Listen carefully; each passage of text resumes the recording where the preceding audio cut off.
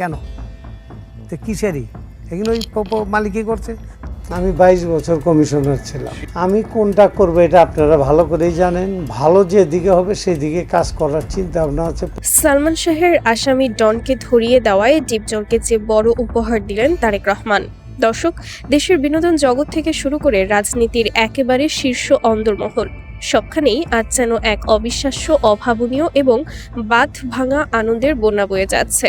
দীর্ঘ ৩০ বছরের জমাট বাঁধা অন্ধকার যখন চিরতরে কাটতে শুরু করেছে, যখন ৯০ দশকের কোটি তরুণের স্বপ্নের নায়ক এবং অমর চিত্রনায়ক সালমান শাহর চিরবিদায়ের পেছনের অন্যতম মূল কারিগর ও চরম বিশ্বাসঘাতক ডন আইনের শক্ত জালে চিরতরে আটকা পড়েছে, তখন পুরো দেশ যেন এক দীর্ঘ স্বস্তির নিঃশ্বাস ফেলেছে। আপনারা ইতোমধ্যেই জানেন, এই বেইমান ডনকে বিদেশ পালানোর সময় ইমিগ্রেশন থেকে পাকড়াও করার পেছনে সবচেয়ে বড় এবং সাহসী ভূমিকাটি পালন করেছিলেন ঢাকাই সিনেমার মুভি লর্ড খ্যাত দাপুটে অভিনেতা মনোয়ার হোসেন ডিপজল। নিজের জীবনের চরম ঝুঁকি নিয়ে তিনি যেভাবে এই গাদ্দারকে ধরিয়ে দিয়েছেন তা পুরো দেশের মানুষের মন জয় করে নিয়েছে।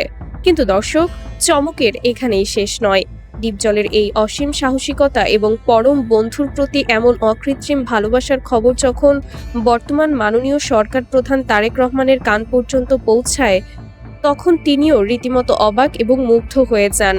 আর এই চরম সাহসী পদক্ষেপের জন্য প্রশাসন ও মাননীয় সরকার প্রধানের পক্ষ থেকে ডিপজলকে এমন এক অভাবনীয় এবং বিশাল উপহার বা সম্মাননা দেওয়া হয়েছে, যা বাংলাদেশের চলচ্চিত্রের ইতিহাসে এক বিরল এবং ঐতিহাসিক ঘটনা। তারেক রহমান ঠিক কী উপহার দিলেন ডিপজলকে? কেন এই উপহার পেয়ে ডিপজল আবেগ আপ্লুত হয়ে পড়েছেন? আর এই সম্মানের পর অন্ধকার জগতের রাঘব বোয়ালদের মধ্যে ঠিক কী ধরনের আতঙ্ক ছড়িয়ে পড়েছে? চলুন আজকের এই অত্যন্ত দীর্ঘ, শ্বাসরুদ্ধকর এবং রোমাঞ্চকর প্রতিবেদনে রাজনীতির শীর্ষ মহল থেকে আসা সেই বিশাল সারপ্রাইজের ভেতরের খবর একেবারে শুরু থেকে শেষ পর্যন্ত বিস্তারিত জেনে নিই। ২০ বছরের নীরবতা এবং ডিপজলের অসীম সাহসিকতা। দর্শক, একটু পেছনের দিকে তাকালেই আপনারা খুব সহজেই বুঝতে পারবেন ডিপজল আসলে ঠিক কতটা বড় এবং ঝুঁকিপূর্ণ একটা কাজ করেছেন। দীর্ঘ ৩০টি বছর ধরে ডন এবং তার পেছনের গডফাদাররা পুরো চলচ্চিত্র শিল্পকে নিজেদের হাতের মুঠোয় জিম্মি করে রেখেছিল। কালো টাকা আর পেশি শক্তির জোরে তারা এতটাই বেপরোয়া ছিল যে সালমান শাহের মতো একজন মহাতারকার বিদায়ের পরও কেউ ভয়ে মুখ খুলতে সাহস পায়নি। ডন যখন অত্যন্ত সুকৌশলে পবিত্র ভূমিতে যাওয়ার নাম করে দেশ ছেড়ে চিরতরে পালানোর নীল নকশা সাজিয়েছিল, তখন চলচ্চিত্রের অনেক রথী মহারথীরাই সব জেনেও নিজেদের পিঠ বাঁচাতে চুপ করেছিলেন। কিন্তু মুভি লর্ড ডিপজল কোনো অন্ধকার জগতের প্রভাবশালীদের পরোয়া করেনি। তিনি সরাসরি এই গোপন তথ্যটি সালমান শাহের গর্ভধারিণী মা নীলা চৌধুরী এবং প্রশাসনের শীর্ষ মহলে অত্যন্ত দ্রুততার সাথে পৌঁছে দেন। তার এই একটিমাত্র সাহসী পদক্ষেপের কারণেই আজ ৩০ বছরের পুরনো লুকোনো এক মহা চক্রান্তের জট চিরতরে খুলতে শুরু করেছে। মাননীয় সরকার প্রধানের টেবিলে ডনের ফাইল এবং সেই ঐতিহাসিক উপহার। বিশ্বস্ত এবং অত্যন্ত নির্ভরযোগ্য রাজনৈতিক ও গোয়েন্দা সূত্র থেকে জানা গেছে, গত ৯ আগস্ট বিমানবন্দরে ডনের নাটকীয় গ্রেফতারের পুরো ঘটনার বিস্তারিত রিপোর্ট যখন মাননীয় সরকার প্রধান তারেক রহমানের টেবিলে যায় এবং সেখানে ডিপজলের এই অত্যন্ত সাহসী ভূমিকার কথা বিশেষভাবে উল্লেখ করা হয়, তখন তিনি অত্যন্ত সন্তোষ প্রকাশ করেন। ২০২৬ সালের এই নতুন বাংলাদেশে বর্তমান প্রশাসন, যারা দুর্নীতি ও পুরনো দিনের সব অন্যায় অবিচারের বিরুদ্ধে জিরো টলারেন্স নীতি গ্রহণ করেছে, তারা ডিপজলের এই দেশপ্রেম এবং ন্যায়ের প্রতি অবিচল অবস্থানকে চরমভাবে মূল্যায়ন করার ঐতিহাসিক সিদ্ধান্ত নেয়।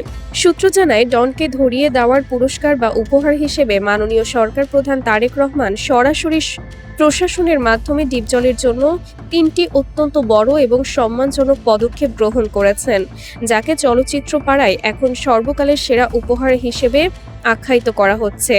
প্রথম বড় উপহার, সর্বোচ্চ রাষ্ট্রীয় নিরাপত্তা বা ভিআইপি প্রোটোকল।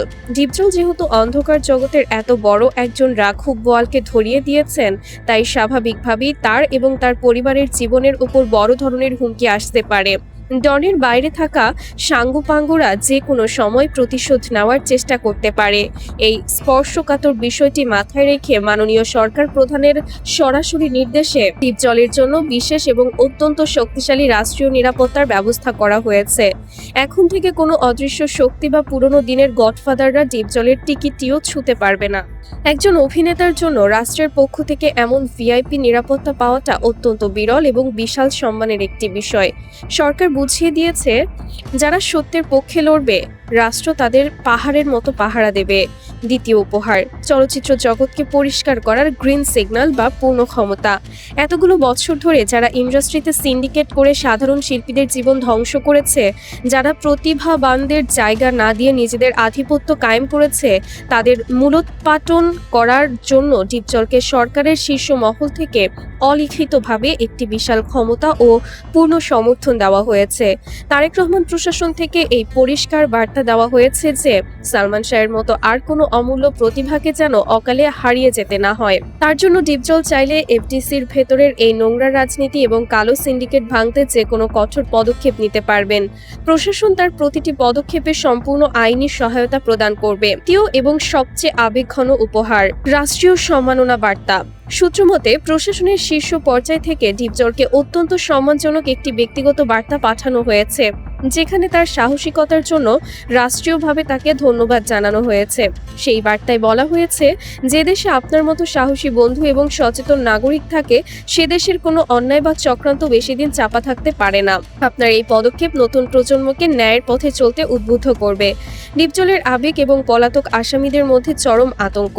দর্শক, রাষ্ট্রের শীর্ষ পর্যায় থেকে এমন বিশাল এবং অভাবনীয় উপহার পেয়ে মুভি লর্ড দ্বীপজল রীতিমতো আবেগাপ্লুত হয়ে পড়েছেন।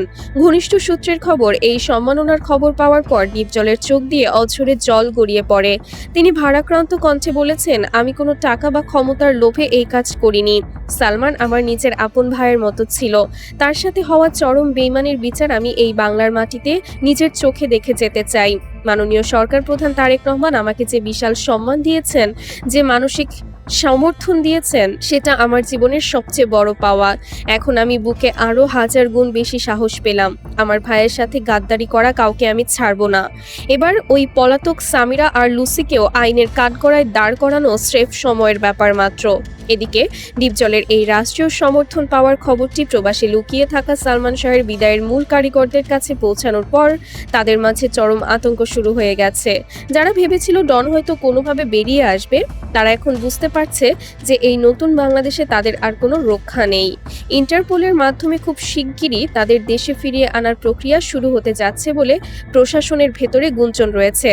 দ্বীপজলের প্রতি মাননীয় সরকার প্রধান তারেক রহমানের এই অভাবনীয় উপহার এবং সম্মান প্রদর্শনের খবরটি সামাজিক যোগাযোগ মাধ্যমে ছড়িয়ে পড়ার পর থেকেই লাখ লাখ মানুষ বর্তমান প্রশাসনকে সাধুবাদ জানাচ্ছেন। সাধারণ ভক্তরা বলছেন, দ্বীপজল ভাই এই উপহারের যোগ্য। আর বর্তমান সরকার যেভাবে অপরাধীদের দমন করতে এবং ন্যায়ের পথে থাকা মানুষদের পুরস্কৃত করতে এগিয়ে এসেছে, তা সত্যিই প্রশংসনীয়। এমন প্রশাসন থাকলে দেশের কোনো অপরাধী পার পাবে না। সুপ্রিয় দর্শক, বেঈমান ডনকে ধরিয়ে দেওয়ার কারণে দ্বীপজলকে মাননীয় সরকার প্রধান তারেক রহমানের দেওয়া এই বিশাল এবং সম্মানজনক উপহারের বিষয়টিকে আপনি ব্যক্তিগতভাবে কিভাবে দেখছেন? আপনার কি মনে হয়, রাষ্ট্রের এমন পূর্ণ সমর্থন পাওয়ার পর দ্বীপজলের নেতৃত্বে এবার চলচ্চিত্র জগতের সব কালো সিন্ডিকেট এবং রাঘব বোয়ালদের মুখোশ চিরতরে খসে পড়বে? আপনাদের অত্যন্ত সুচিন্তিত, যুক্তিপূর্ণ এবং মূল্যবান মতামতটি অবশ্যই নিচে মন্তব্যের ঘরে লিখে জানাবেন। প্রতিবেদনটি ভালো লাগলে একটি লাইক দিন এবং বিনোদন জগতের এই শতাব্দীর সবচেয়ে বড় রহস্য উন্মোচনের চাঞ্চল্যকর খবরটি সবার কাছে পৌঁছে দিতে ভিডিওটি প্রচুর পরিমাণে শেয়ার করে ছড়িয়ে দিন। সম্পূর্ণ সময় জুড়ে অত্যন্ত মনোযোগ দিয়ে আমাদের সাথে থাকার জন্য আপনাদের সবাইকে অসংখ্য ধন্যবাদ।